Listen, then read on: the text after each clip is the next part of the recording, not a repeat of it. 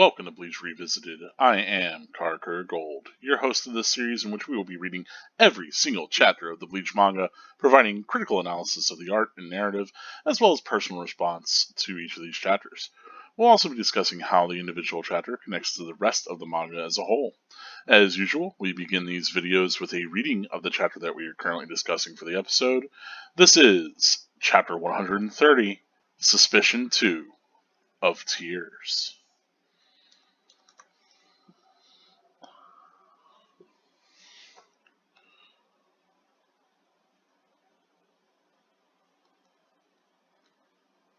He's been fighting for more than 5 minutes now with the same sword, and it still hasn't broken.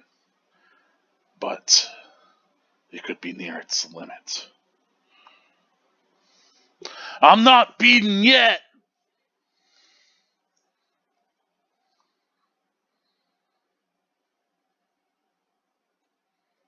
Huh? Drop the sword, Ichigo. Day 1 is over. Bleach, Chapter 130, Suspicion 2 of Tears. Hot spring. I had no idea this was here. Come to think of it, I've never been in one before. So, if the first day of training's over, then it must be nighttime. I'm pretty sure I can hear my joints creaking. My sense of time's messed up down here. What kind of a hot spring is this? My wounds are healing. Whoa! I thought the pain was going away, but my wounds are really healing. Whoa! Incredible! Wonder if it'll heal the cut in my mouth. Ichigo. How's the water? Good. You've earned it. I think I'll have a soak too. Are you crazy? Why are you taking your pants off first? I knew you'd react like that. You're so predictable. What do you mean? Calm down. This form won't upset you then? What's wrong? Disappointed? Be honest. Naughty boy. I'm gonna drown you. Hey, Miss Yurichi. Yes? I've been thinking. This reminds me of that place. The one under Uruhara showed in the study room. I imagine it would. That study room was modeled on this place. It was? Yes. This was originally Kisuke and my secret playground. We built it deep under the Sokyoku, the execution instruments. Secret? How do you secretly build a place like this? Kisuke always had a talent for mischief. But that was long ago. When we were children, we played here every day. After he joined the 13 court guards and I joined the secret remote squad, we trained together here. And wait a minute! The 13 court guards? Then he was a Soul Reaper? Yusuke? Yeah! I knew it! He knew way too much about the Soul Society, and he's got a Zenpakuto, and some of the guys here gave me funny looks when I mentioned his name. Miss Yurichi, what exactly is he? That fool. He didn't tell you everything, did he? I should have known. Alright. There's no reason to keep it from you now that we've come this far. Kisuke is the previous captain of the 12th Company, and the founder and the first chief of the Department of Research and Development.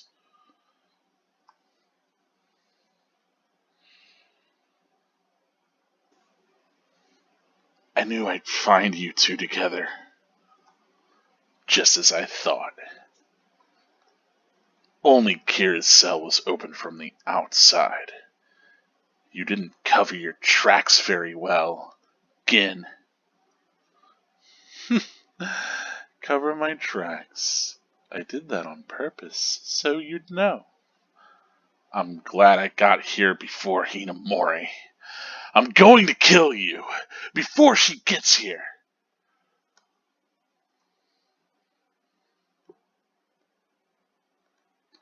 Hinamori! I finally found you. So this is where you were. Stop! Hinamori! He's too strong! Stay back! Let me deal with him! Hinamori!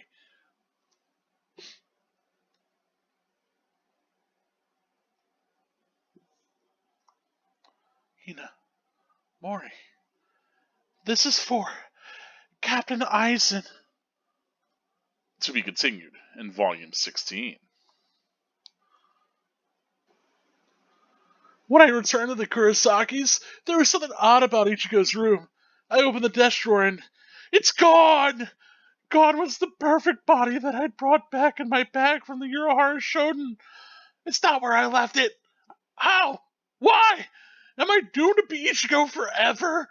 Wait, I don't have time to be writing in a diary. What am I gonna do? To be continued. Alright, and that is it for this chapter, chapter 130, Suspicion 2 of Tears.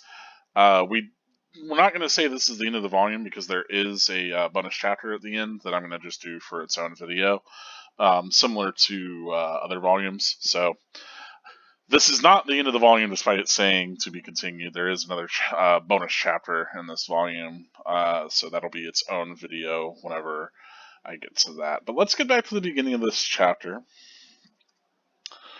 A few pages back here. There we go. To Suspicion 2 of Tears, chapter 130. Let's talk about the art. Let's talk about the narrative. Let's talk about kind of how I feel about it. So already, I really do kind of like this opening, this evocation of this battle.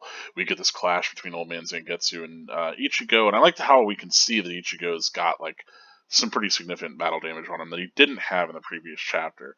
So, you know, it really kind of establishes, like, yes, they're still fighting, yes, there's still this conflict. And of course, Yorichi is overlooking all of this. They also have distinctly different blades than the ones they had last time. I like that, like, now they're, you know, both sent back as they're fighting to the standstill. And Yorichi is, you know, observing, like, yeah, okay, you know, he's doing better. I do like, you know, this close in on her with like the you know, tension tie control, right? And that, you know, this is the end of the first day of his training, so she's going to have to pull back on that, lest things get out of control, right? And I wonder, like, you know, exactly what that out of control could look like, right? Because, like, it could be, you know, just that old man Zenketsu gets to wander around and that Ichigo never gets to kind of get the spirit back into his sword, I guess. It could be interesting. I don't know exactly, you know, what the ramifications of the tension tie could be, but Yorichi's here to make sure that whenever it gets to its limits of control, she's able to reel it back in. And I do like that, like, we get a little bit of that, but it's not made super explicit. And then you have this big, you know, back and forth face off. Ichigo and Old Man Zen get to this desperate kind of clash. And then, you know, the sword that Old Man Zangetsu has flies into the air, and we just get the tension tie doll and Ichigo being thrown as it just kind of comically flops over, and Yorichi steps in to express, hey, look, you know, training's over for now. Yorichi with her hair down, pretty cool look. Not one that you'll usually see. She usually has the ponytail as a part of her design. So we don't get to see a lot of hair down Yorichi, but it is pretty cool. It seems as though she also has a bit of sweat on her, that maybe using the tension tie puts her under a little bit of strain, perhaps, as well. But yeah, you know, she's letting her hair down figuratively and literally. Or I guess literally here and figuratively in the pages to come. As far as the chapter title, Suspicion 2 of Tears, This is a direct follow-up of the first Suspicion chapter. It also kind of pays off a lot of what we had built up in the first Suspicion chapter and earlier. And Suspicion of Tears, of course, the tears that Momo ends up having at the end, I think, is meant to be evoked here, right? And perhaps even the suspicion that there will be more tears to be shed, given the revelations we have in this chapter. We splash from here into this big kind of hot spring. And I love the way that this is drawn. I like the kind of water flowing down this stone slide around the corner here.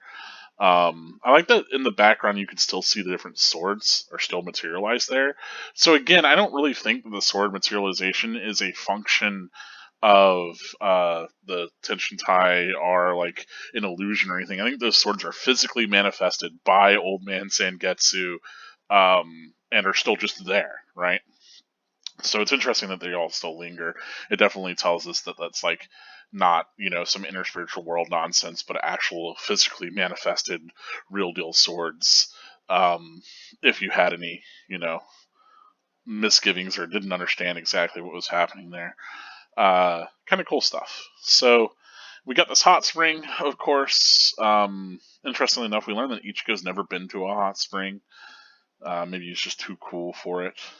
Maybe he has tattoos we don't know about. In Japan, typically, if you have a tattoo, you have to have it. I don't even know if you're allowed to go into a hot spring if you have it covered, but typically, you aren't allowed to have tattoos out of a hot spring. Is at least a thing as far as I understand. I don't know if that's a thing in practice at all of them, but typically that's the idea, right? And I think a big deal of that is because of gang affiliation. Anyway, it's interesting because we get this reiteration of like Ichigo doesn't really know what time it is. He's kind of cloistered in this underground area, and I think the mention of time is significant because again, we know that time's really important right now. There's only so much time till Ruki's execution. Ichigo only has so much time to master his bankai. So being in this area that kind of cloisters Ichigo off from the actual progression of time speaks towards the fact that Ichigo might not actually have the timing right for some of these dire situations. Hopefully Yorichi can keep him in check. We learn that, of course, the hot spring heals Ichigo, completely heals his wounds, and he, freaks out about that. I like that he slurps some to cure the cut in his mouth. You have to wonder why is there a cut on the inside of his mouth? But of course, we just get some legs for Yorichi as she approaches to further tease Ichigo. Of course, pants first. Ichigo has a big spit. And, solid gag moments, of course. I like that Yorichi shifts back into being a cat, and it's as easy as that. And, again, kind of just continues to give him a hard time. Ichigo kind of rightly realizes that this is similar to your Hara's training ground, because obviously the one is modeled after the other. We get confirmation of that. I do like the little image, like the artwork of both of these characters. Ichigo with his hair down, kind of wet, is nice. Yorichi is just like a cat chilling in the hot spring, is kind of funny to me. And I like that. Like, how do you secretly build the place like this? Like, how do you build a tunnel underneath your execution grounds? It's like, oh well, he has a talent for mischief. And we get a little bit of background. We get to see a younger Kisuke as well as a younger Yorichi. We see Kisuke whenever his Zanpakuto was not in the form of a cane. So it seems as though they could take different forms, or you can eventually shape their form. And we actually see Yorichi herself with a Zanpakuto at her hip. So this is our first sighting of Yorichi's Zanpakuto, which we won't see, or we haven't seen in a while, right? Or at all. So that's cool. It's also a different look for Yorichi. She's definitely shown off a little bit more of her thighs there, of course. Shorter hair. Yeah. I like, like this glimpse for both of them is neat. It's something that, maybe you wouldn't expect. But it's also confirmation, yeah, like at one point, Kisuke joined the guard, and she joined the secret remote squad. The Amitskedo is usually what it will be referred to, I believe, in the future in translation. Of course, Kisuke, being a member of the Gote 13, the 13 Court Guards, the military of Seirete, is something that Ichigo wasn't aware of yet. Even though, as we as the readers have seen Kisuke in the captain's cloak, we knew that he was a previous captain. Here now, Ichigo gets confirmation of that, and of course, he's like, well, I figured, because he knew, and I like that, like we have the flash, of course, here in the panel of the Shiba. I'm trying to think of her name now. Kukaku Shiba, because of course she owed, uh, you know, Kisuke quite a bit, right? Whenever she had, she was going to pay him a favor to help them out. So I like that gets kind of brought up here, but yeah. Finally, he asks like what the deal is, and we get this reveal. And I was waiting for this to get cut off, right? Kisuke is, and then we cut away. But I'm glad that we actually get this moment to moment reveal, and I like the way that this page is aligned with their eyes kind of going from top left to bottom right, right? That there is this kind of exchange, and Kisuke is the thing being exchanged, and he's like the middle link between the two of them. It's cool stuff. I like, just like visual layout wise, I think it works pretty well. It also really establishes like this very serious moment of eye to eye contact and explanation, right? So we get that Kisuke used to be the captain of the 12th Company, and that's the same company that Mayuri is captain of. And then he's also the founder and the first chief of the Department of Research and Development.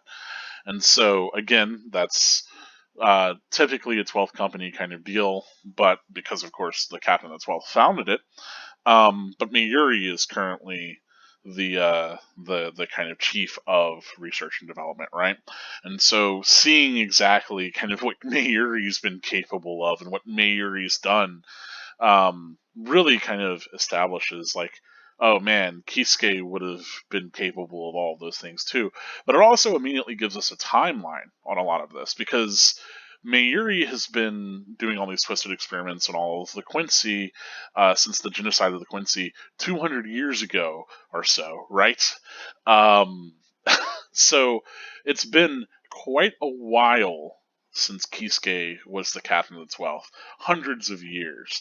Um, because obviously he doesn't have that position anymore. He's not even allowed to enter the Seirete. As you remember, whenever he tried to touch the Garganta that he had made, the kind of portal, uh, we saw that he was not able to physically cross through it. Some sort of, you know, something had happened to him that he was not able to cross to uh, the Seirete or the Soul Society at all. So that's significant, right? He was previously a captain. He previously was involved in the Department of Research and Development, and something's happened to have him kind of exiled and to be this infamous sort of figure. Yeah, so kind of neat stuff. And I like that we got that whole battle with Mayuri before to kind of help to give us more context on what all of this is, and what's exactly kind of happening here. It also gives us a lot of information as far as Kisuke goes, because Kisuke clearly knows all these training techniques, all these really sort of dubious paths to power. Um, things like the Shattered Shaft and all of that. And it's clear that if he had created this training ground way back in the day, he's been at this for a long time. And so Ichigo, in a lot of ways, represents the culmination of Urahara's techniques and everything that he's learned.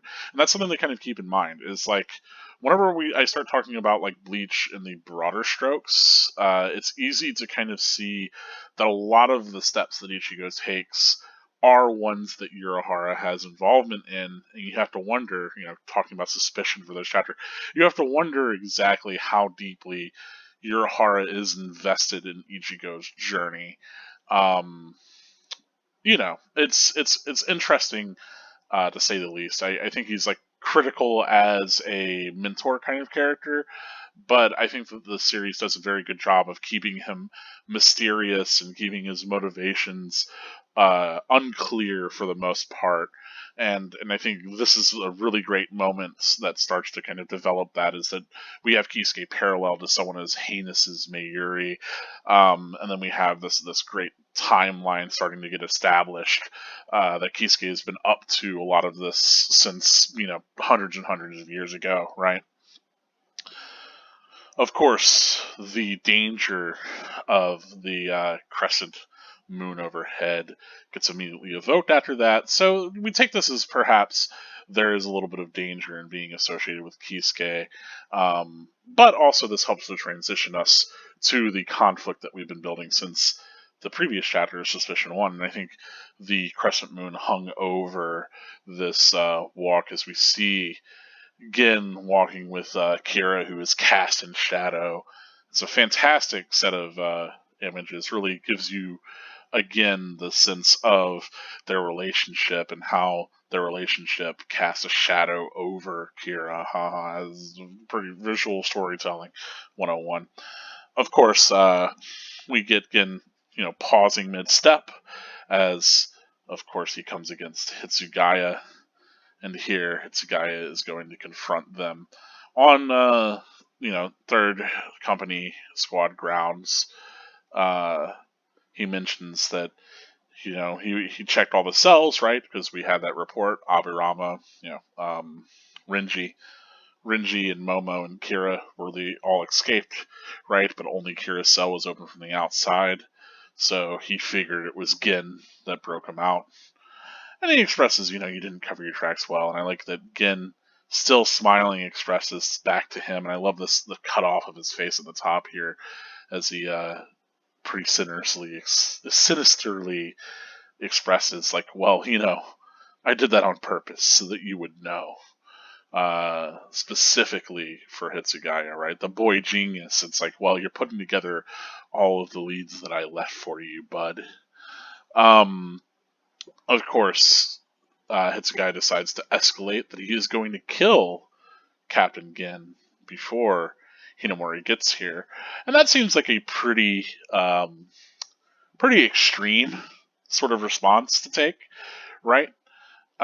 Certainly, it differs from the Hitsugaya that we saw before, that had Momo and Kira detained whenever a conflict arose. And I think that's especially this pose of him drawing his sword kind of hunched over. It's very similar to how he blocked the weapon. He blocked Kira's Wabisuke, and he kind of stomped down on Tobiyume, I believe. I think that's how he kind of interposed himself between the two of them. And so I think this pose is meant to kind of be evocative of that same pose of him getting involved in that fight, drawing his sword, and detaining them. But instead here, he's going to kill Gin rather than detain Gin and Kira.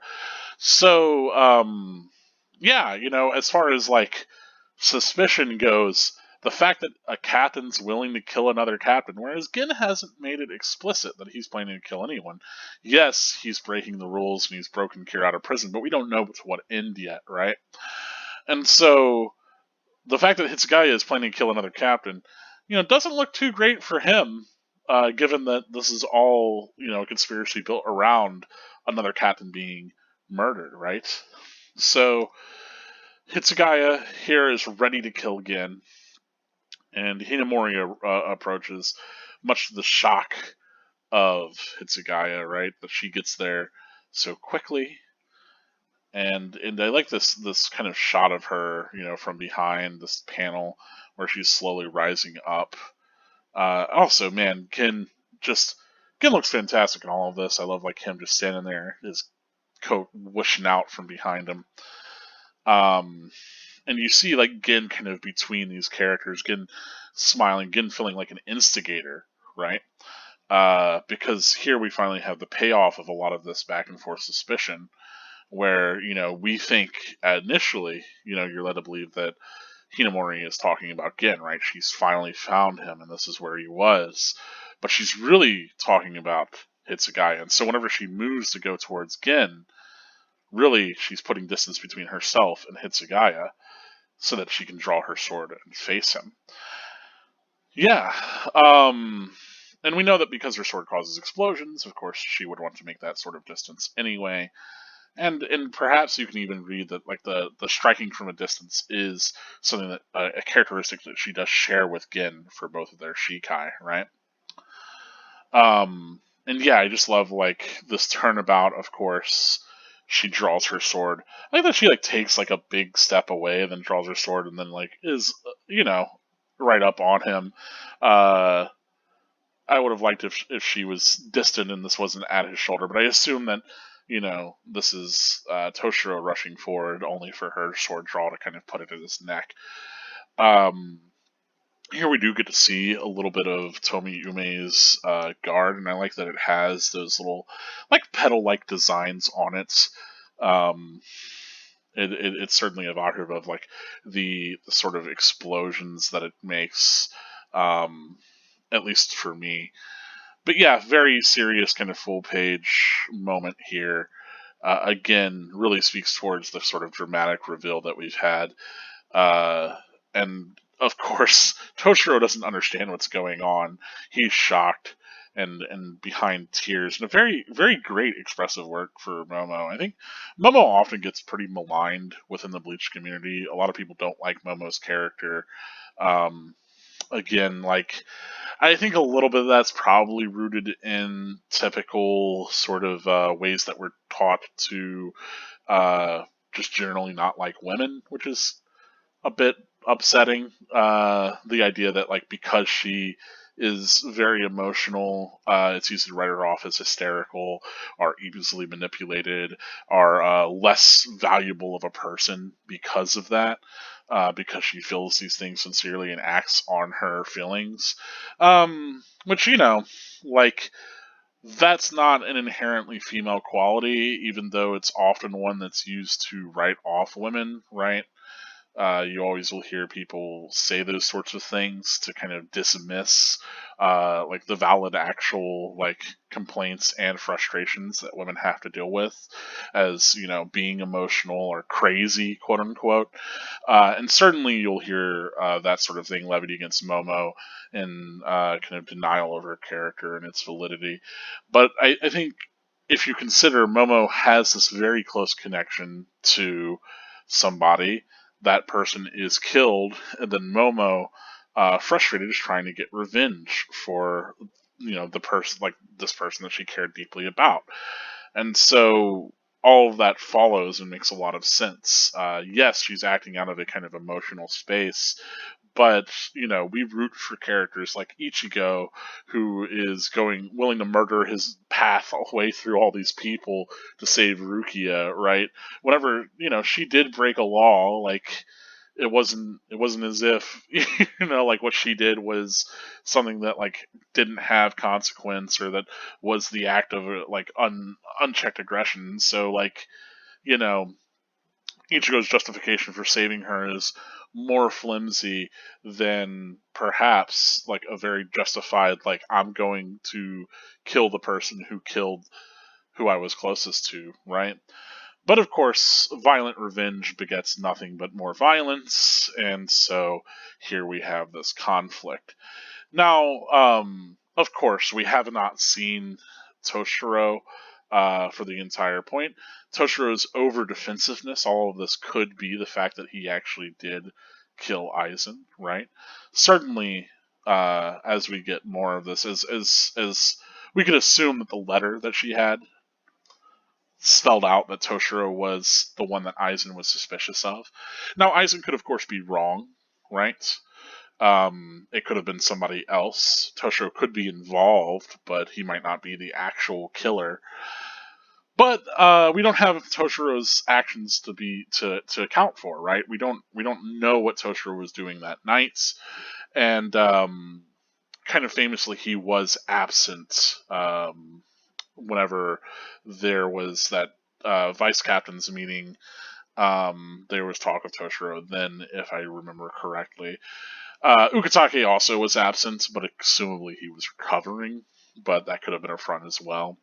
So yeah, we kind of come to this point where, at the very least, Aizen suspected Toshiro, and he left that much as a letter towards Toshiro with Momo, and now Momo is, pretty sure it's Toshiro, right? Enough so that she would point his sword at him and be willing to try to kill him, even though there is this discrepancy in their power. Now, how Ichimaru Gin is involved in all of this, it's unclear, and certainly I think the assumption that a lot of people made at the time, and I think it's a fair assumption to make, is that this all might be a manipulation on Gin's part. He could have left a fake letter, even. Um, like, because this wasn't something that Aizen told her, but was instead this posthumous, pretty convenient, like, hey, I think I'm gonna get killed. The person that's gonna kill me is the guy that suspects Ichimaru Gin, you know. Um, but it seems as though, like, Gin has been pretty obviously suspicious from the get go, and Aizen seemed like he had reasons to be suspicious of Gin. Um, which is, of course, why Hitsugai himself has become suspicious of Gin. Now, Gin has said that he left intentional kind of clues for Toshiro to come and confront him here, right? That he made sure not to cover his tracks intentionally so that he would be followed to this point. Um, and so you have to wonder why Gin wanted to kind of culminate in this confrontation with Toshiro, and if it was, if Toshiro really is the killer, then maybe Gin was trying to draw him out, right? Um, but if Gin is the instigator, of course, Gin would want to draw out Toshiro so that he could have, be there whenever Momo confronts Toshiro and they could have numbers on him, something like that, witnesses, etc.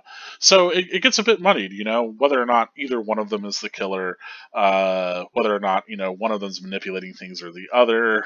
Uh, it seems like they're both, to a degree, you have a kind of case for both of them being a liar, or manipulating or misrepresenting their position regarding all of this. Um, but I like it. This is a nice escalation from what we had before, where it's these captains and these two people that they're close to, both vice captains. Momo, of course, being Aizen's vice captain, Kira being Gin's.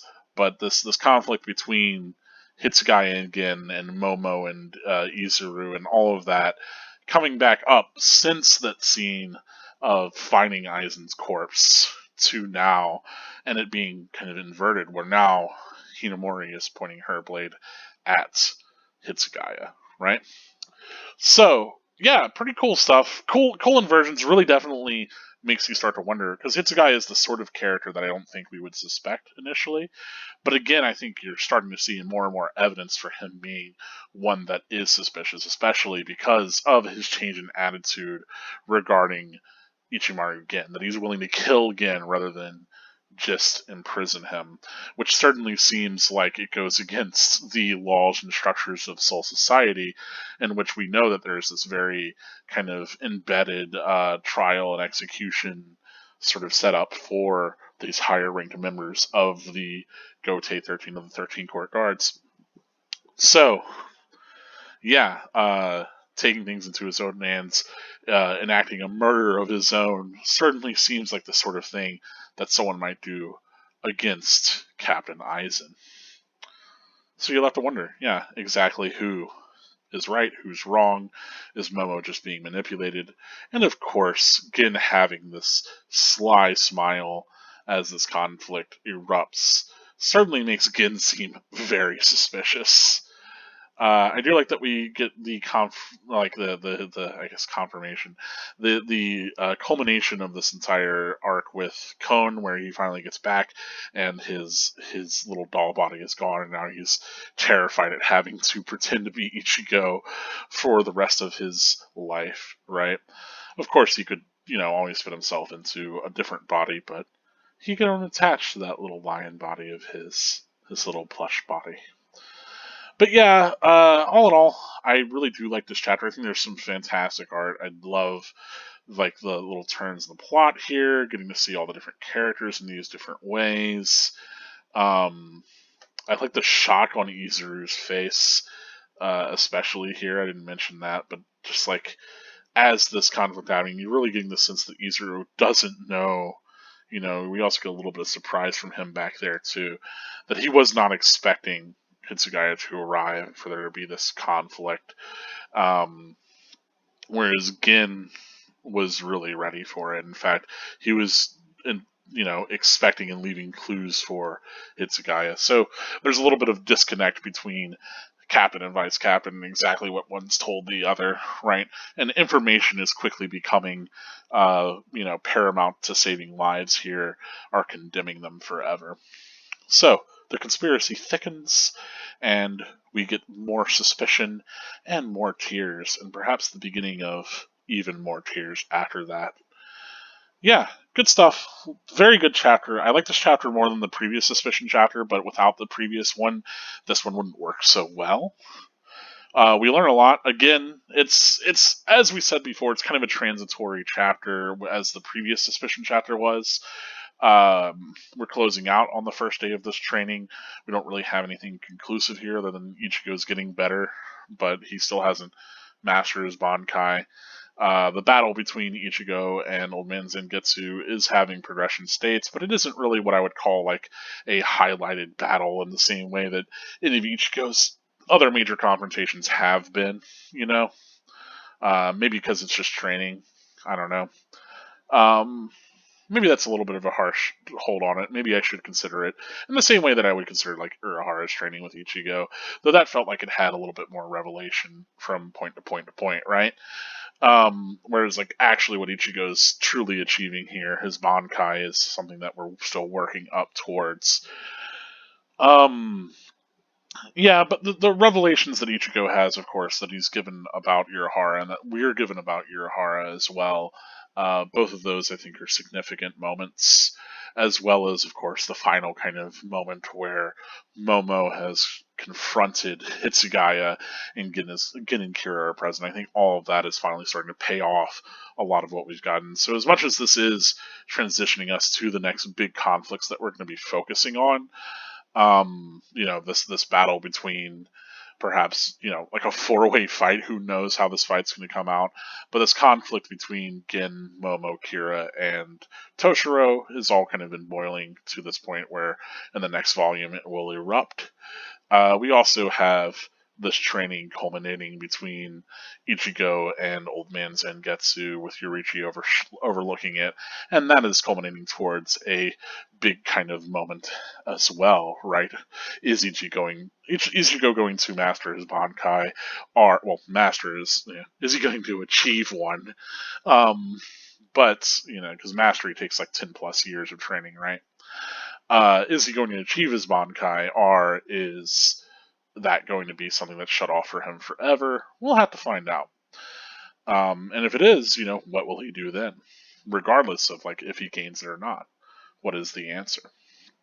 So we're building up to all of those moments. We're building up to all these kind of big kind of reveals, big kind of moments for the manga, and I think it's a really good way to kind of close out the volume.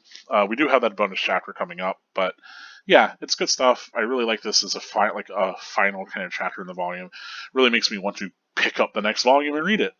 So I think it's a great volume closer. And again, Kubo writing for that volume format, this certainly fits.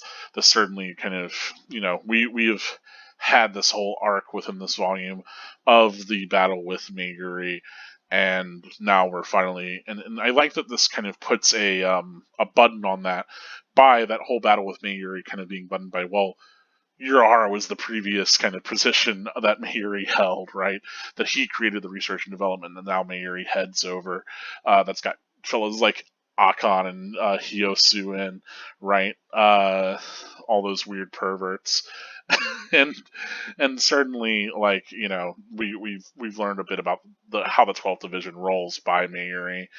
Now Mayuri could have definitely changed things in his administration from Kisuke, certainly. But I think the point is that it's supposed to be evocative of the Mayuri that we've been getting in this volume. And so this as a volume ender makes a lot of sense. Yeah, and the art, all the characters in this chapter are like really well depicted. Again, Kubo really gaining a lot of confidence in different ways to depict your character from different angles and different dynamic poses, action shots, etc. It's good stuff. I enjoy it quite a lot. So that's it for this chapter. We will be talking about spoilers now. So if you're interested in seeing how this connects to the rest of the manga, seeing the kind of observations that I have there, feel free to stick around. If you have any other kind of moments of suggestion, if you think there isn't something that I brought up in this chapter, or a moment in the artwork or the narrative that you'd like to talk about, let me know in the comments. But let's get into spoilers. So, of course, we know that the tears are to follow are the ones of Momo ultimately getting manipulated. Uh, like this sort of back and forth, this limit of the tension tie, is all just in the chapter itself. I want to get to, of course, Yurichi with hair down is again not something that we're going to see very often. Um, this is why I misremembered. I conflated this scene with Yurichi's original reveal. I remember there was a hot spring scene with Yurichi, but maybe and like if you go back, you'll see in the Yurichi reveal episode that I'm like, oh wow, like I thought there was like steam and stuff. I thought that like there was they were at a hot spring at that point. That's where Ichigo was recovering from his wounds with Zaraki after that battle. But no, it's here during the Tenshin Tai training. Um, and I do think that like again this healing hot spring thing, this healing water deal, like definitely tied to Tinjiro and the Zero Division stuff, right? That whole kind of healing water. I think it's interesting that that's brought up this early on, and that Ichigo is able to heal his wounds so thoroughly with just a few splashes, right? And that I feel is significant because again, like I wish that Ichigo maybe would have been brought here or had those more grievous wounds from the Zaraki fight whenever he was brought here. Instead, we see him just being patched up by Yurichi. But I wish that some sort of mention would have been brought to that, like, oh, I used this sort of water from here to heal you after the Zaraki fight or whatever, because Ichigo was pretty much like almost murdered, right? He was barely left alive, and I think that would have helped sell the Byakuya dying kind of moment and coming back a little bit better, right? Because we know that there are these sort of this Lazarus pit, more or less, that there are these extreme healing waters in the Soul Society, and a master of those waters, in Tinjiro, certainly seems like that would have made a little bit more sense or helped to kind of gel that over, right? If we had a little bit more of a sense of just how capable these waters were. But it's all good. It's all fine. We get to see a little bit of Yurichi's crack, I guess. um, yeah, yeah. I like that. Yurichi just transforms back into her cat form. She enjoys playing pranks on people. Um, you know, I think again, good stuff with Yurichi. We get this. I was talking, kind of alluding towards this in the chapter, right? That this whole point of all of this is meant to evoke the idea that Urahara has been at this for some time, and that Ichigo is essentially the culmination of all of his life's work, right? So yeah, take of that what you will. It is neat to see Benihime in a way that we typically don't see Benihime, as more of an Asuichi kind of look or a traditional Zenpakuto look, and Yurichi's Zenpakuto as well, which I think this is the only sight that we see of it in the entirety of the manga, perhaps. So that's cool. Um, yeah, I also think that like if you note Yurichi's look, especially the way that she is dressed, as well as her like kind of shorter hair, it makes sense that Soifan is trying to kind of emulate that look from whenever she was younger. Uh, yeah, yeah. Otherwise, again, I feel like the whole point is to tie Kisuke to Mayuri in this moment in the reader's mind. And certainly Mayuri is being, what we know about Mayuri is that he has created an artificial person explicitly to like see his goals made true. And there's this connection there. And certainly Ichigo is a person in which Urahara has had a hand in cultivating. Unknown to Ichigo, since before his birth, like Ichigo was only conceived thanks to Urahara. So not too far fetched, actually. Not too different, the two of Urahara and Mayuri. Mayuri is perhaps a little more um, genocidal in his ethical dubiousness, but yeah, yeah. Um, Otherwise, I don't really have a lot to say here. Obviously, Gin is trying to manipulate all of this. He's brought Kira as witness for all of this to perhaps help him escape. But he essentially, I think the idea is that, probably rightfully so, Toshiro is a person that Gin and Aizen knew was smart enough to kind of put together the actual conspiracy, where they're not like red herrings that they started to leave for him, right? So they took advantage of his more emotional side. They took advantage of perhaps him being, more willing to react to what he sees right in front of him. And if they didn't lay all of these sorts of red herrings, then Toshiro might have figured out the larger conspiracy, perhaps.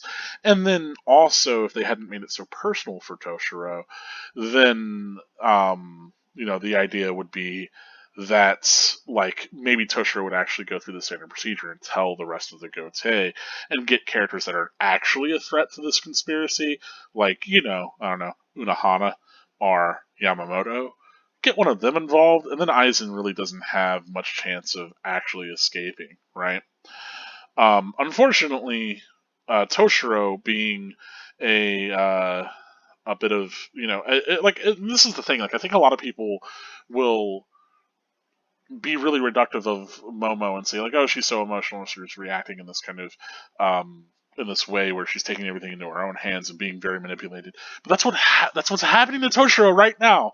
Like Toshiro has been played like a fiddle to this moment because Gin is trying to get this confrontation from Toshiro to essentially have carte blanche to murder Toshiro. And the fact that Toshiro is willing to kill Gin, willing to draw a sword against him, makes it so where Gin can just claim it in self-defense, right? Gin's definitely, like, 100%. At this point in the manga, Gin doesn't even need to use his bankai to kill Toshiro. Like, Gin, if he uses bankai, Toshiro is over. Like, easily, right? So, like, there is no doubt about it that Gin would have murdered Toshiro in this moment. Um, of course, we know that Matsumoto gets involved. Gin doesn't kill Toshiro, and he ultimately makes the decision not to continue that confrontation because he doesn't want to kill the woman that he cares about. Which is, I think, speaks towards like Gin failing to really like see out the full scope of the plan, and because of that, Toshiro is able to put together this whole conspiracy, and is even able to confront Aizen. However, Toshiro is yet again not kind of bringing this to his superiors. He's still compromised as far as his personal stake and things go, and so he tries to kind of handle it personally, and we know how that goes for him. So yeah, I think this entire moment is to kind of get rid of a couple of Shinigami who maybe would have been problematic, and perhaps to cover their tracks. Right? If you have this letter that implicates Toshiro, if you have this moment where perhaps Momo, Kira, and I don't think the plan is to kill Kira. I think the plan is for Kira to be somebody who can speak towards the legitimacy of this moment, right? Like, hey, Momo had this letter and she knew it was Toshiro, and Gin was trying to lure Toshiro out because he suspected him as well, and now they all confronted him and they killed Captain Toshiro, but that's because Toshiro was the murderer and he must have killed Aizen. I think this is all just an aspect of the conspiracy to get rid of somebody who, if they weren't biased and I guess didn't have all these things clouding their judgment, Toshiro might have been able to figure this out.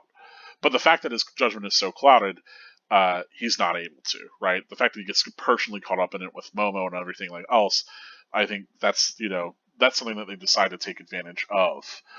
Um, so of course, like that's why this conflict happens. I think this is the whole point, is that they want to essentially kill off Toshiro to get rid of a suspicious person in a way that exonerates them, in a way that makes it look like, oh well, we took care of the assassin, the person that killed Aizen, so everything's good. Don't look into it.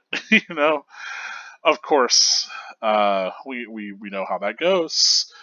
And yeah, it's wild that of course Momo is willing to draw her sword against Toshiro. It really speaks towards, her convictions and the fact that she's willing to fight someone stronger than her. Uh, and even somebody that she felt like she had a connection to, because again, she has this deep connection to Aizen and is willing to believe his letter there. So yeah, good stuff. Really neat.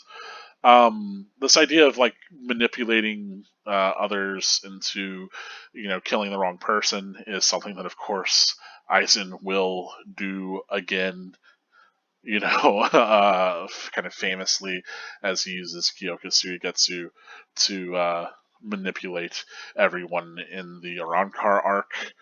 But this idea also of taking one's biggest threats and manipulating them towards non-threats is also a part of the Arankar arc, right?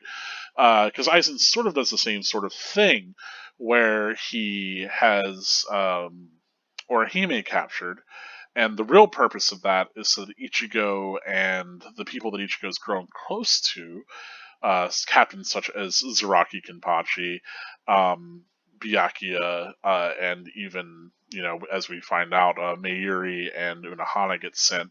People that might have been a serious threat to Aizen all end up trapped in in Hueco Mundo, all end up stuck there, uh, dealing with all of Aizen's, the Arankar that he left behind, the Espada that he left behind, as Aizen departs and kind of takes advantage of their absence to try to make the Oken, right?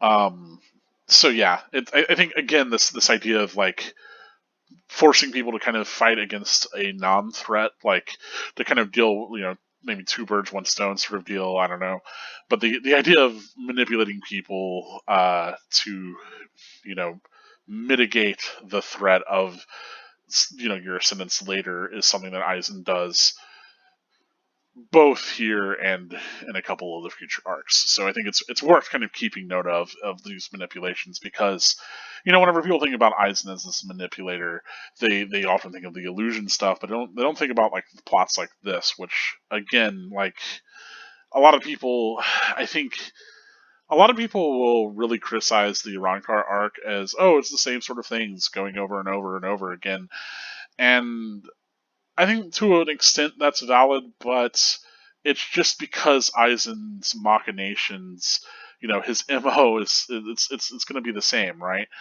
Um, and like the whole point is that plays out in a very different way from how this plays out. Aizen's successful here. He's kind of famously not successful in the Arankar arc. And Ichigo and Urahara are largely the reason why. So, yeah. We'll get to all of that when we get to it, but I think that this is a fantastic chapter for establishing a lot of the structural stuff that we'll see play out in the future, especially regarding Aizen, especially regarding Gin. Um, and yeah, it's good stuff. And I think ultimately the idea that Gin doesn't kill Toshiro because Matsumoto gets involved is all you need to know for like where Gin's true loyalties lie, right? That ultimately, again, is doing all of this because of his connection to Matsumoto, and that it's not that connection compromises him from being a loyal lieutenant to Aizen. It's that connection is the whole reason why he is loyal and why he does the things he does, right? And so he's willing to compromise this moment of murdering Toshiro because he doesn't want to compromise his relationship, whatever remains of it, with Matsumoto. So yeah, cool stuff. Like I think this whole confrontation here and really encapsulates a lot of what we're going to see played out throughout the Inaranka arc between all these characters. So yeah, it's good. Fantastic chapter for that sort of stuff, for like, moments that will come up later. But yeah, yeah. Also, kind of cool. This is maybe a minor thing. Um, I'll get back to that. But Kisuke's Zenpakuto having a different form than the cane that it eventually has, and Kisuke really resembling, looking different, maybe speaks a little bit towards his bankai and the idea of restructuring things, rebuilding things, like making things have this sort of more efficient form. Maybe, little idea there. Anyway, that's all I got for this one. Hopefully you enjoyed it, folks. Hopefully it was good on you. If it was, if you've made it to the end here, remember to give the video a like, and let me know what your thoughts were. If there's anything that you felt that I missed here in the spoiler section, please do let me know. Make sure to tag your comment as a spoiler before getting to the comment, so that people who are reading this for the first time do not get spoiled. But otherwise, that's all for this one. As usual, you can support the channel further if you would like by following to the Patreon. Links in the description for all these videos. Feel free to support for as little as $1 a month, and your name could show up in the credits for these episodes. Huge shout out to those who do support. It really does help make make all this possible, really. So, thank you. I was going to say it helps make the sausage. Weird. Anyway, this has been Carker Gold, reminding you that spirits are forever with you. Stay cold.